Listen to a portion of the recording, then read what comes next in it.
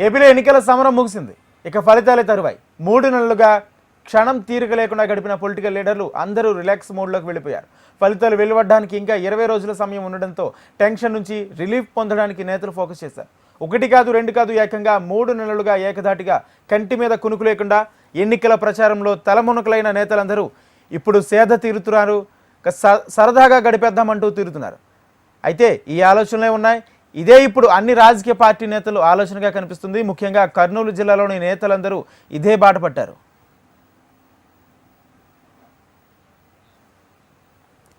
ముఖ్యంగా కర్నూలు జిల్లా పొలిటికల్ లీడర్లు ఎంజాయ్ చేసేందుకు ప్రణాళికలు వేసుకుంటున్నారు. ఒకేసారి పార్లమెంటు అసెంబ్లీ ఎన్నికలు రావడంతో రాజకీయ పార్టీ నేతలకు ఊపిరి సలపని పరిస్థితి వచ్చి పడింది.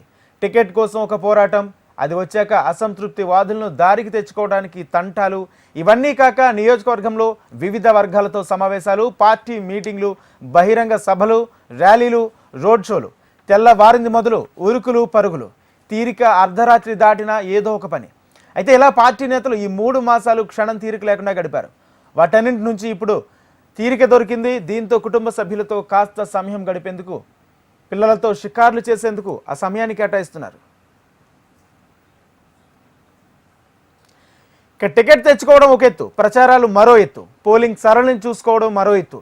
ఇలా తీవ్ర ఒత్తిడికరమైన ఆలోచనలతో రోజులు గడిపిన నాయకులందరూ పోలింగ్ ముగిసిన తర్వాత పోలింగ్ సరళిని బూత్ల వారీగా లెక్కలు వేసుకుంటూ తమ విజయంపై అంచనాలు వేసుకుంటున్నారు. ఇక టెన్షన్ నుంచి రిలీఫ్ కోసం వినోద యాత్రలకు నేతలు సిద్ధమయ్యారు. కుటుంబ సమేతంగా కొందరు, మిత్రులతో మరికొందరు టూర్లు ప్లాన్ చేస్తున్నారు. ఇక బెంగళూరు, గోవా, ముంబై, కశ్మీర్కు వెళ్లే ప్రయత్నంలో కొందరు ఉండగా, కాస్త డబ్బులు ఎక్కువగా ఉన్న లీడర్లు కుటుంబ సభ్యులతో కలిసి యూరప్, ఆస్ట్రేలియా, యుఎస్, దుబాయ్ వంటి విదేశాల్లో సరదాగా గడిపేందుకు సిద్ధమవుతున్నారు.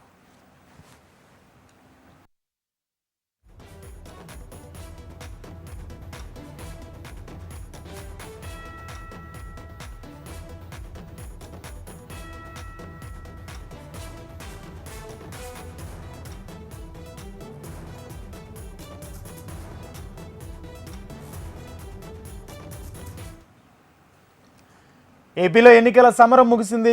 ఇక ఫలితాలే తరువాయి. 3 నెలలుగా క్షణం తీరిక లేకుండా గడిపిన పొలిటికల్ లీడర్లు అందరూ రిలాక్స్ మోడ్లోకి వెళ్ళిపోయారు. ఫలితాలు వెలువడడానికి ఇంకా 20 రోజుల సమయం ఉండడంతో టెన్షన్ నుంచి రిలీఫ్ పొందడానికి నేతలు ఫోకస్ చేశారు.